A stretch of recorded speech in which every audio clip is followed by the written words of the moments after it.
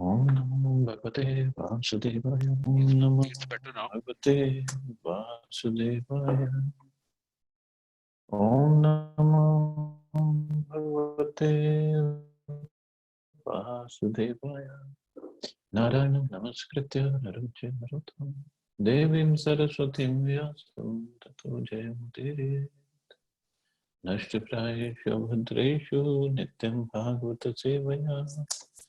Bhagavati Uttam Shloke Bhaktir Bhavati Naistiki. So continuing with the discussion on Srimad Bhagavatam, Canto 3, Chapter 25, the glories of devotion service, text number 11 onwards. So Mother Devhuti is further speaking to Kapil Dev, Lord Kapil Dev.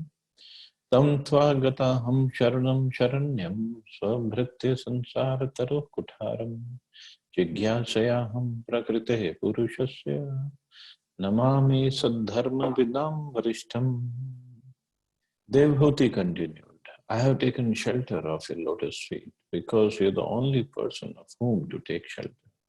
You are the axe which can cut the tree of material existence. I therefore offer my obeisances unto you, who are the greatest of all transcendentalists. And I inquire from you as to the relationship between man and woman and between spirit and matter. Sankhya philosophy, as is well known, deals with Prakriti and Purusha. Purusha is the Supreme Personality of Godhead, or anyone who imitates the Supreme Personality of Godhead as an enjoyer. And Prakriti means nature. In this material world, material nature is being exploited by the Purushas, or the living entities. So the Purusha could be, actually the real Purusha is Krishna, Supreme Personality of Godhead. But we are also trying to be Purushas. Purusha doesn't mean male and female. Purusha means one who enjoys. Enjoys what? Prakriti. Or who tries to enjoy. So in fourth chapter of Bhagavad Gita, Krishna says, all these living entities, they are also trying to enjoy Prakriti or trying to control Prakriti. So in other words, we are also trying to be Purusha, the real Purusha, which is Krishna. And when we say we, Purusha doesn't mean only the male, it could be female body also, because we all are trying to enjoy or control the Prakriti.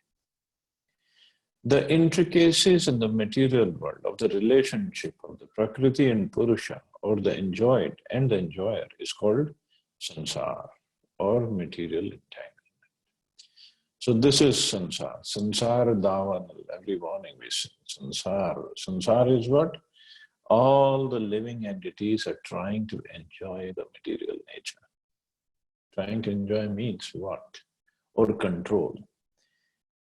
This property is mine, this money is mine, this female or male body that I want to enjoy is mine. So we want to just keep it to ourselves, everything. This car is mine, this house is mine, this shop is mine, this plot is mine. And then somebody comes and steals some property or tries to take away some money. Then there is a fight, then there is lots of court cases go on. Because we all are trying to control that money and we think we can enjoy.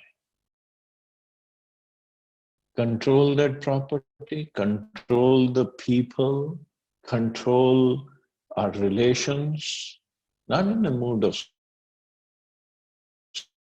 service, but in the mood of enjoyment. When there is a little problem in the enjoyment, then there are problems, then there are court cases, then there are fights. That's all it is. And it is going on everywhere. Whether it is America, or Russia, or Canada, or Japan, or India, or China, or Australia. Whether somebody is very, very rich, whether somebody is middle class, whether somebody is poor. Same thing, exactly the same thing goes on. We all are trying to be the controllers. Political parties, political leaders, they try to be controllers. Military leaders, they try to be controllers. Business leaders, they try to be controllers. Sorry to say, religious leaders also try to be controllers. Nobody has a mood of service, real service mode. And that's where the clash happens. If everybody tries to serve, there will not be any clash. Can two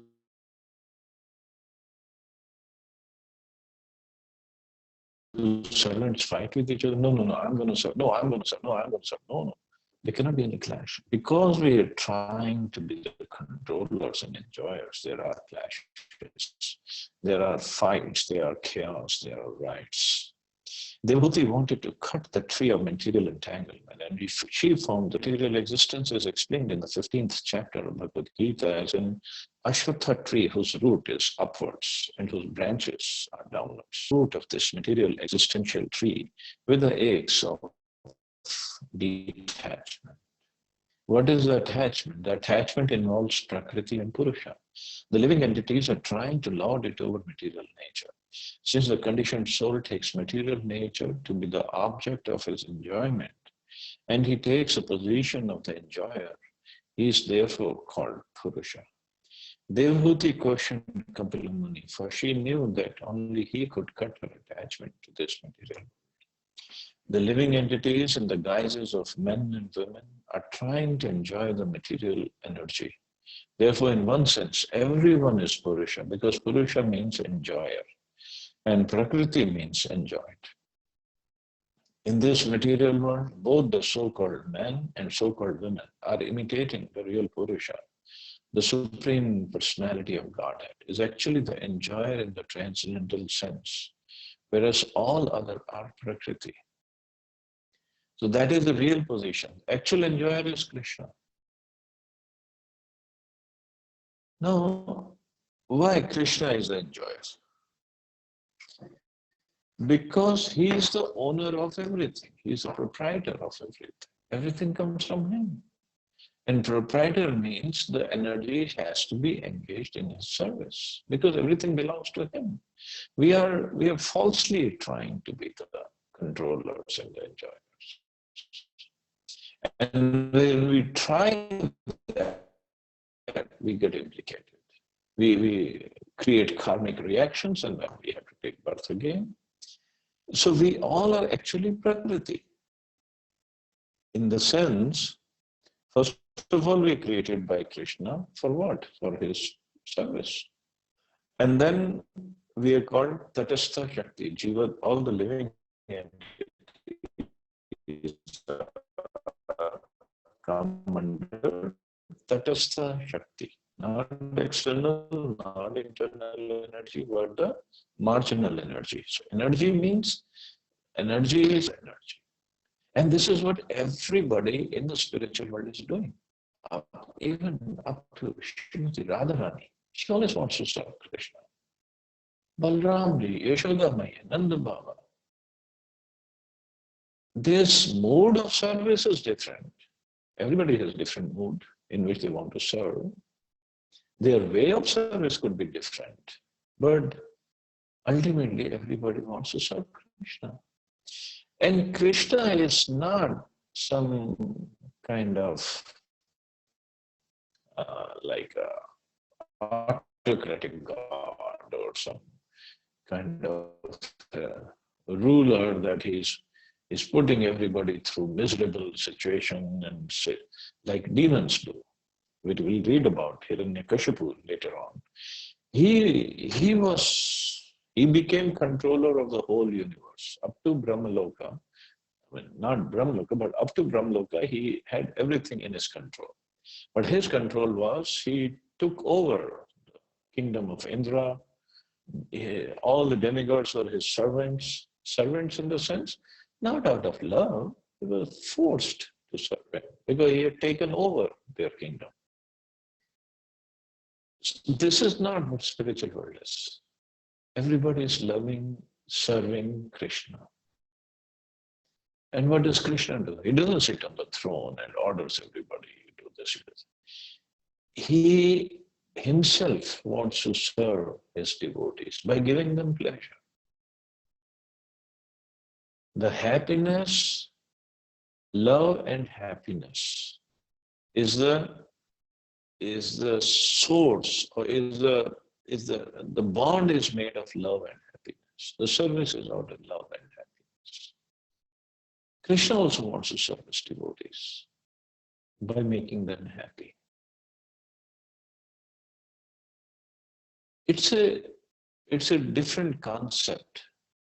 No other religion or path will teach us this concept. Because in their religion or in their understanding or in their faith, there is no concept of a person God. So if there is no person, there is no question of any relationship. And there is no question of relationship, but where is love and where is service? So for them, God is like, if we don't follow the orders of God, we'll go to hell eternally. There is no such thing as eternal hell because Krishna loves everybody.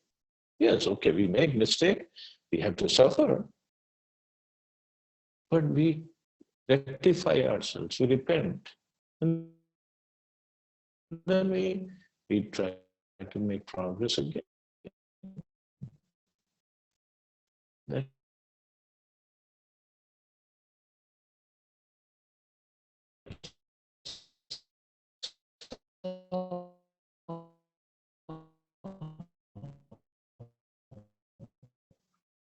ultimately, it's a love that is going to win. But this is what we forget in the material world. Here, everybody is trying to be a Purusha or the enjoyer. The living entities are considered Prakriti. In Bhagavad Gita, matter is analyzed as apara or inferior nature, superior nature. The living entities. The living entities are also Prakriti or enjoyed, but under the spell of Maya. The living entities are falsely trying to take the position of enjoyers. That is the cause of samsara bandha.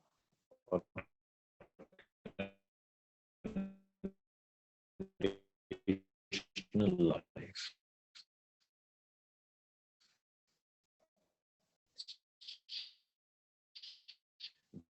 He wanted to get out of conditional life and place herself.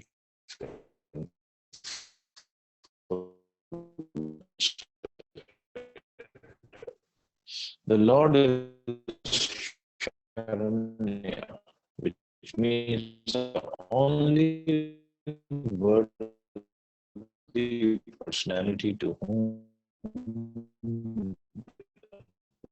one can fully surrender. Because he is full of all opulences.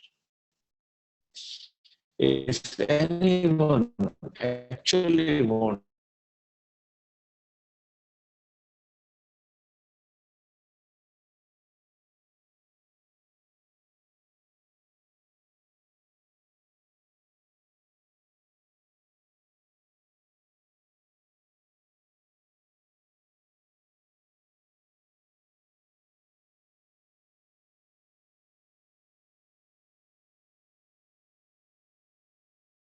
somehow I had a connection got disconnected.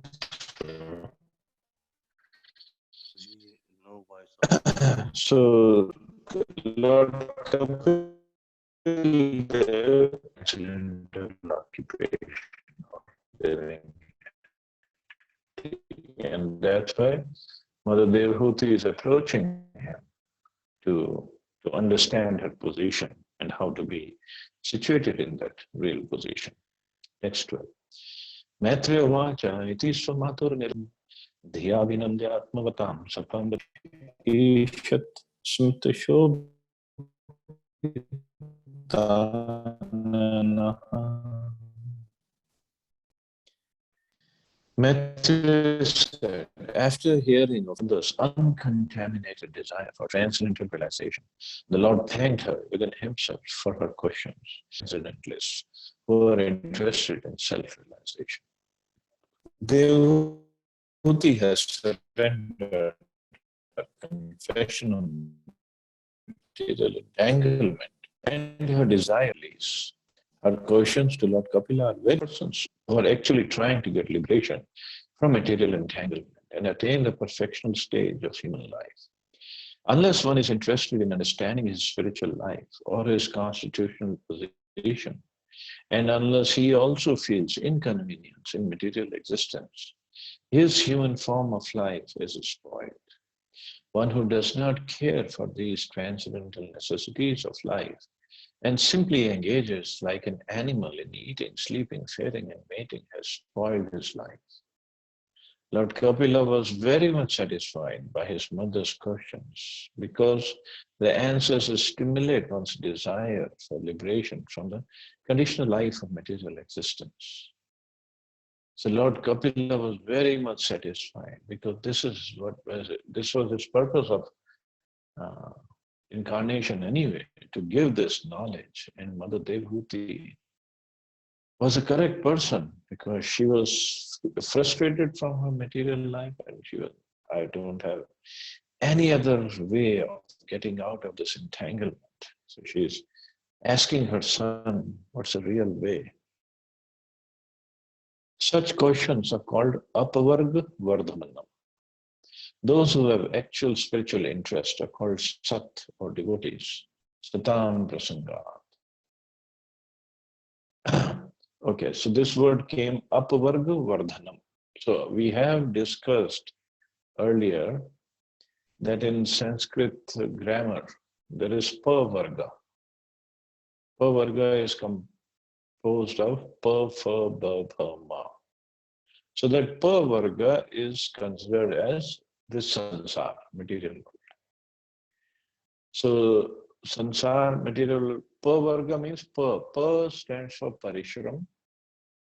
Fa means karmi here, everybody is working so hard, doing so much of parishram for attaining some material sense gratification.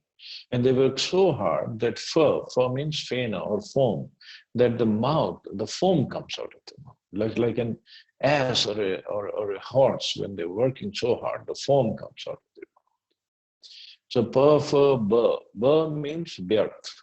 Birth means useless. It's ultimately it's useless wastage of time and effort and energy. Because what can we achieve? What can we attain in this material? Whatever we attain is sense gratification we're trying to get is puna punascharu charunam, is chewing the chewed. And even whatever we get, it's not complete and it's temporary and it's been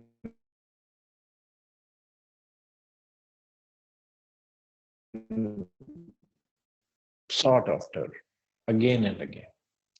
So or everybody's afraid of whatever they have, they're going to lose, and whatever life we have, we're going to die, and whatever relatives we have, we're going to lose them. Whatever money we have collected, we're going to lose it. Either government will take away, or the thieves will take away, or the relatives will take away. Somebody will take it. So the bhaya is there. And that's why we have so much of insurance policies or the safe deposit lockers or so many things we have created because we are afraid it will go away by so much of labor we have put into to accumulate so much.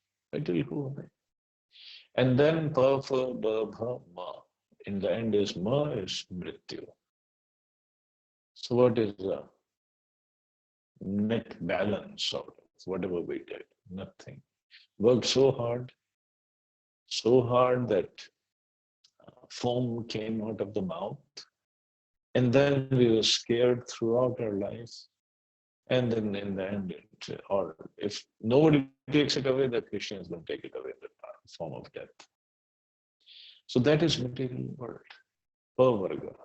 So these questions which take us towards liberation or towards bhakti, they're called apavarga vardhana. Apavarga means the spiritual world. So it takes us towards it, makes us advance towards the spiritual life. So then Prabhupada says, Sat means devotee, Satam Prasangat. Sat means that which eternally exists, and Asat means that which is not eternal. Unless one is situated on the spiritual platform, he is not Sat, he is Asat. The Asat stands on a platform which will not exist, but anyone who stands on the spiritual platform will exist eternally. As spirit soul, everyone exists eternally, but the Asat has accepted the material world as a shelter. Therefore, he is full of anxiety. But Sat or a devotee has no anxiety, no fear, because he has taken shelter of lotus feet of Krishna. Asat Graha, the incompatible situation of the spirit soul, who has the false idea of enjoying matter, is a cause of souls being Asat. Actually, the spirit soul is not Asat. As soon as one is conscious of this fact and takes to Krishna consciousness, he becomes Sat, he becomes a devotee, because he is established at the spiritual platform. Satam Gati, the path of the eternal, is very interesting to persons who are after liberation. And his lordship, Kapila, began to speak about that path. So this is the right mood, right way of approaching a spiritual master or a spiritual person and asking the right questions. How can I make progress on the path of bhakti or on the spiritual path? How can I get out of this material life? So this is what Mother Devhuti asks, and Lord Kapil Dev, next verse, is going to start speaking. So we'll stop here, see anybody has any questions. Sorry for the disturbance. There was quite a few today.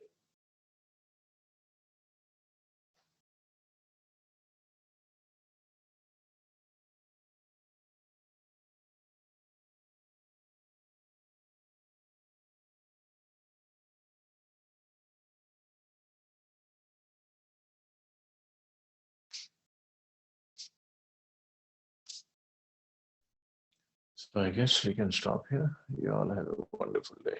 Hare Krishna. Jai Shri Prabhupada. Hare Krishna.